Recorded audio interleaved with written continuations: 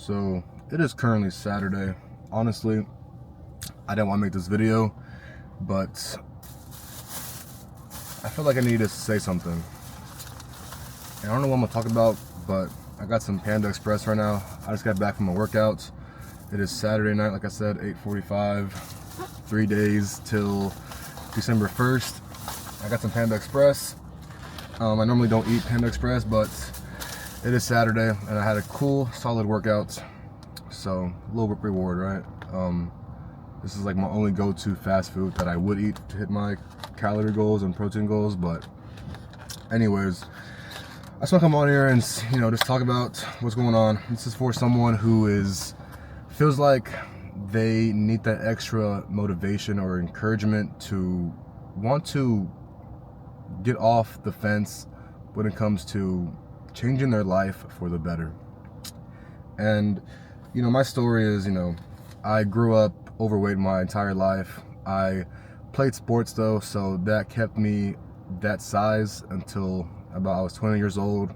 Made my way to college, and I guess the point of this video that I want to really point out is how getting in shape really changed my life. And it sounds like so corny and cliche and everything, but like honestly, like I wasn't like these other coaches or these other influencers who were obese or fat in middle school or anything, and then they hit puberty and like, okay, congrats, you had some bullying in middle school now, but I was overweight as an adult, at 20 years old. And I did play Division I sports at a pretty good school in Oklahoma.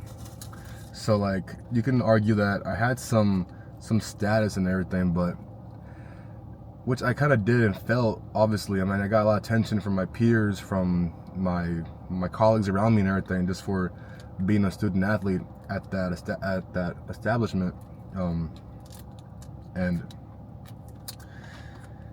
But then, I lost all the weight, and it's funny because people tell me that I'm disciplined now because I look fit, and I am fit, but no one told me that I was disciplined for making my way on one of the biggest stages in college football, being on the roster of the OU Sooners and everything.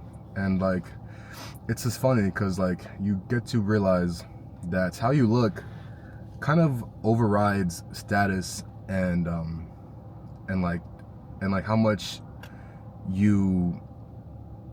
much like, not aura, but like how much respect you get just for being in shape. And like most people who look at me, you can tell obviously I work out and everything, but they don't know that I was extremely overweight. They didn't know that. They knew I was disciplined based on how I looked, but they don't know how much from where I came from. And it's just like really eye-opening. And it made me like, it was obviously pretty cool and everything to experience obviously this new life, because you basically get a new life whenever you're in shape, from either respect from your peers, from like people who are successful, who actually have status, who are celebrities, who are well known, and then women. That's a whole different video. But just like, and then of course the confidence that comes with it. Like this is also probably a different video, but I did this all naturally, without no shortcuts when it came to steroids or peptides. And I think that's also like, that's actually where the confidence is built.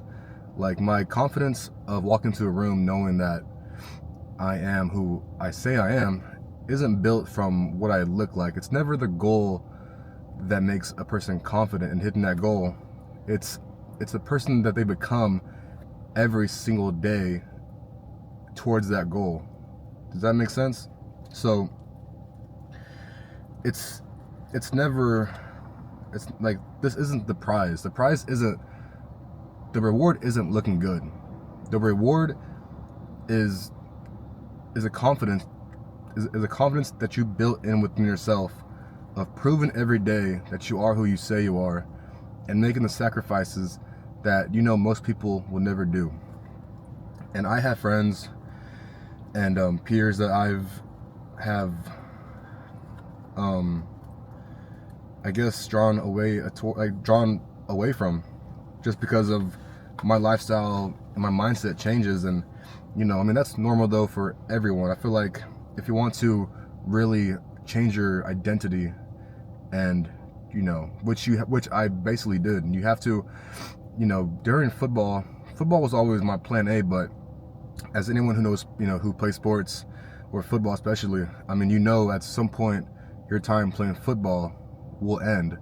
So you sadly do have to need a plan B, because don't get me wrong. I for sure obviously invested heavily into my sport, and I have no regrets on anything, and I'm happy. Honestly, my coaches, even from Pee Wee to Oklahoma, they've all had an impact on my character. And because I'll be honest with you, I don't come from a very disciplinary, I guess, household, or like my role models weren't like the best when it came to reflecting on who I am today, is what I'm trying to say. And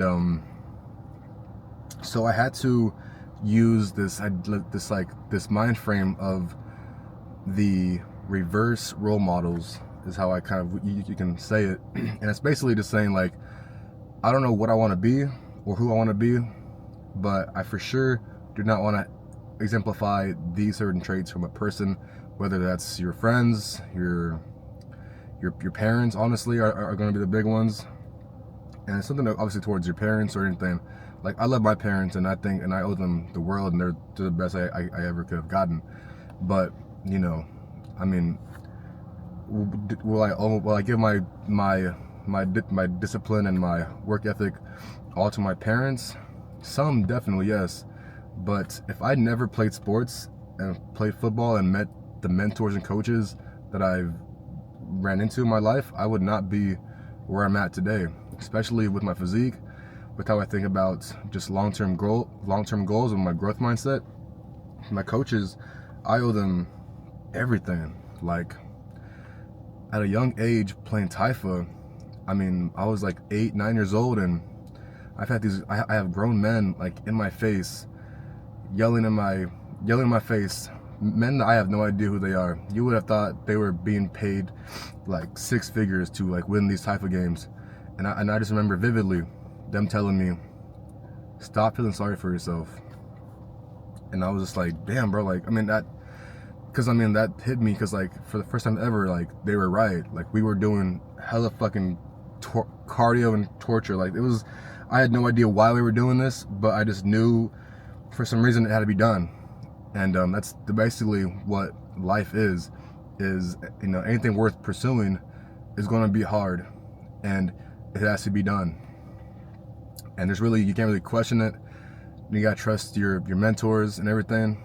And honestly, it's most of the time our conditioning was never for always, whenever, like, the conditioning for sports is, honestly, looking back at it, was never to condition our cardio or anything. It was honestly just to sharpen and harden our minds, and persevere through shit, because that's how you actually build discipline, is doing the hard shit, especially whenever you don't want to do it. And that's why coaches, man, or mentors in general, are the biggest cheat code when it comes to excelling in life. And I'm blessed, because like I said, I grew up middle class.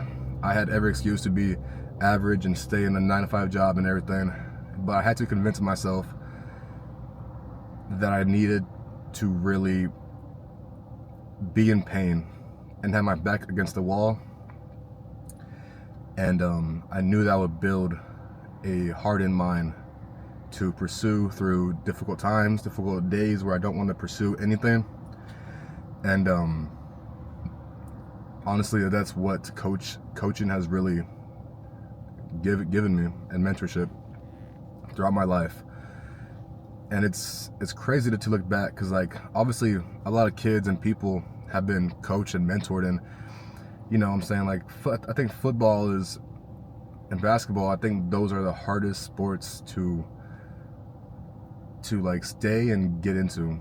Like, it's not like golf or swimming or anything. Like, you have coaches, like I said, you know, not like since I was 9 years old to since I was 20 years old, coaches, like, they'll test you every day, and you don't question it, and the week will fall off. I remember my freshman year of high school, our coaches said, you know, to our freshman team, like, less than, I think he said like 80% of y'all will not make it to y'all senior year. And I was like, damn, like, cause like we're all like obviously like fresh and like all like starting off pretty happy and everything. And he's like, most of y'all would not make it to y'all senior year. And I was just like, damn, like, no way, right? And then fucking they were right. They condition you during spring ball.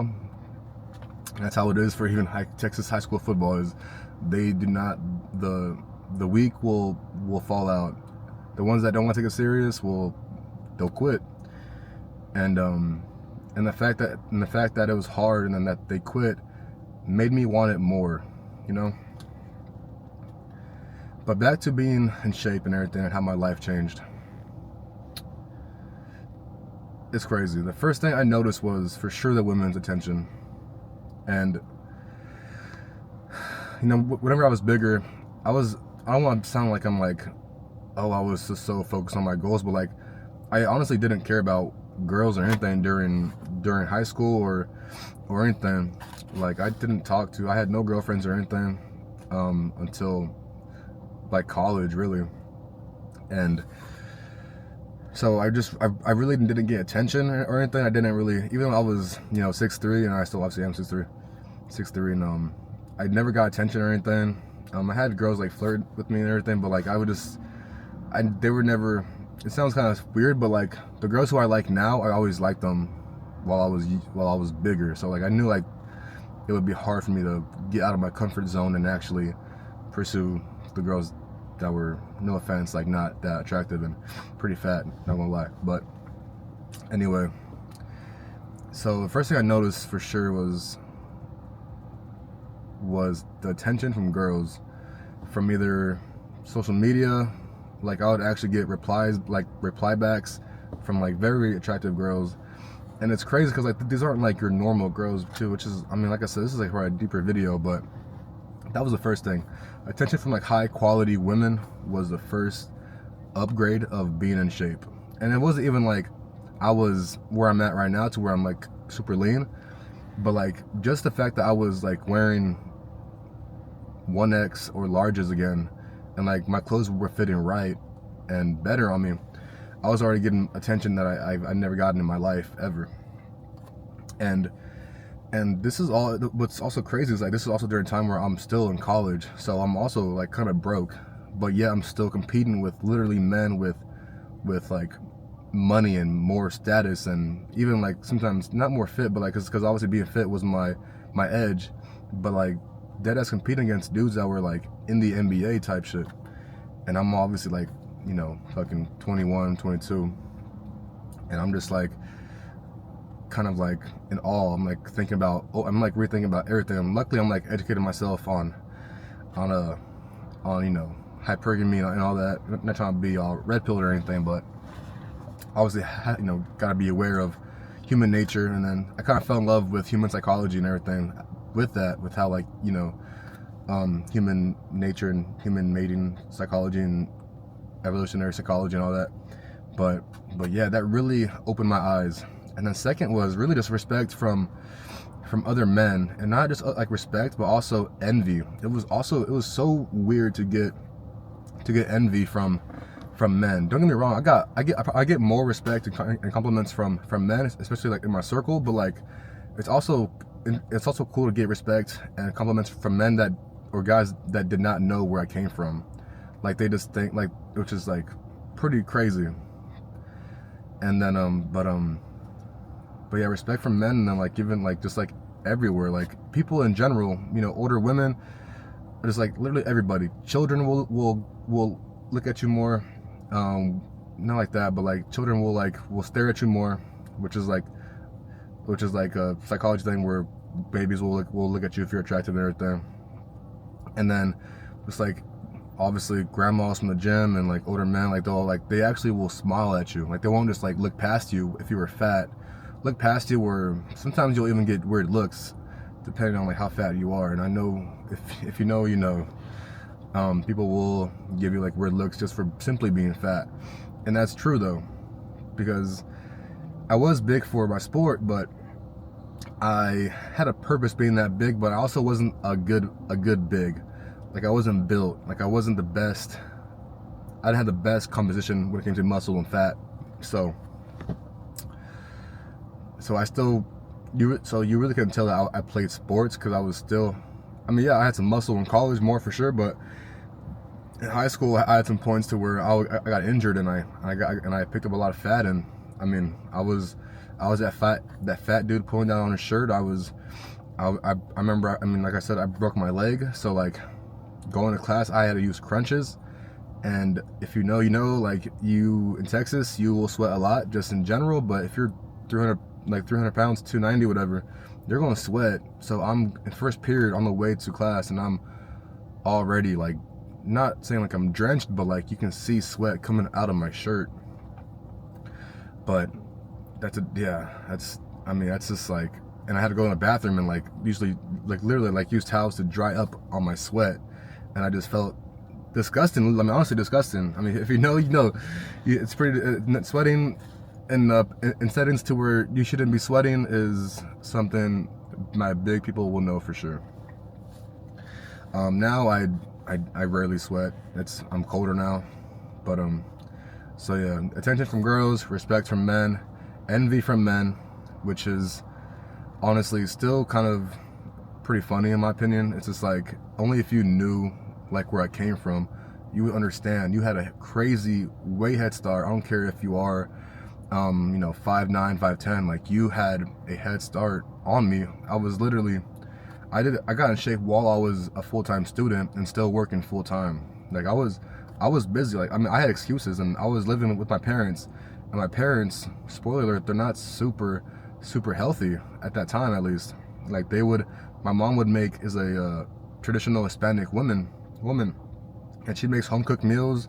Some mornings I would wake up literally to like the smell of like homemade cinnamon rolls or like muffins or something, like on a random like Tuesday. That's just how it is in my household. So I had to really, I had to really lock in with my goals and really lock into who I wanted to be, and understand like, obviously I had to live here, and you know, obviously stack my bread and graduate, which I did and left. And then but like in this meantime, I had to really get ahead on my physical well-being, because I knew I had to develop these habits and systems in place before I knew I would get busier in life. And that's something that I want all my people who are 20, like in their mid to late 20s, early 30s, to understand. Like, you can still implement these systems and habits into your life, so that way you don't have to put all attention onto fitness and take away from your business or work or anything. You can still get ahead and get in the best shape of your life. Like, it's not too late at all.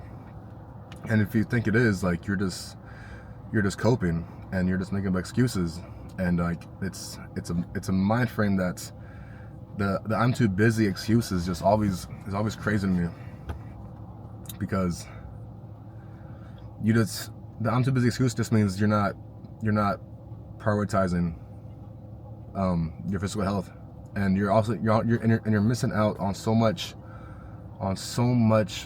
of life and experiences just for simply being in shape. Like, I understand, like, food is very easy, as you can tell, food is very easy to come by and get and really enjoy. But you gotta stop looking at food as a feeling and like a coping mechanism. Because I mean, I was there too. Food was my go-to coping mechanism, and where it'll make me feel good. But you don't want to look at food as a feeling. You want to look at food as fuel for your body, because that's how you will perform and feel good within yourself.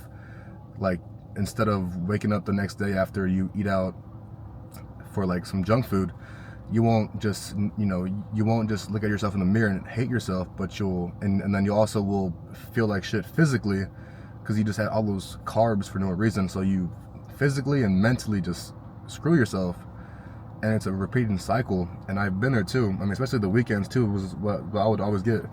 And until this day too, you really never recover from binge eating. You just really know how to like know yourself and get ahead of it and work around it. But I mean, you have to really work on your conscious behavior, and really be aware of your behaviors, and understanding, are these the behaviors reflects who I want to be? Because that's where it all comes from first, is you have to adopt the beliefs and behaviors, the person you want to be, and more importantly, kill the old ones that are holding you back. This is what it comes down to first. From there, implement the habits and systems in place, and then your morning routine is no longer a morning routine, and now it's a morning ritual. It's just something like breathing, basically. But this video has gone on for 21 minutes. I'm gonna go ahead and end it here. I appreciate y'all watching. I honestly did not even take one bite of my food, so I'm gonna eat this real quick and head home. So thank you for watching, and stay tuned for more of these like raw talk videos and all that. And subscribe, like, put on notifications. And this is my first one, so we'll see how it goes. But bar y'all. Y'all have a good night. Y'all lock in. We have a New Year's coming up. Don't wait until the New Year. Don't be that guy. Don't follow into that crowd. And let's get ahead. So, have a good night.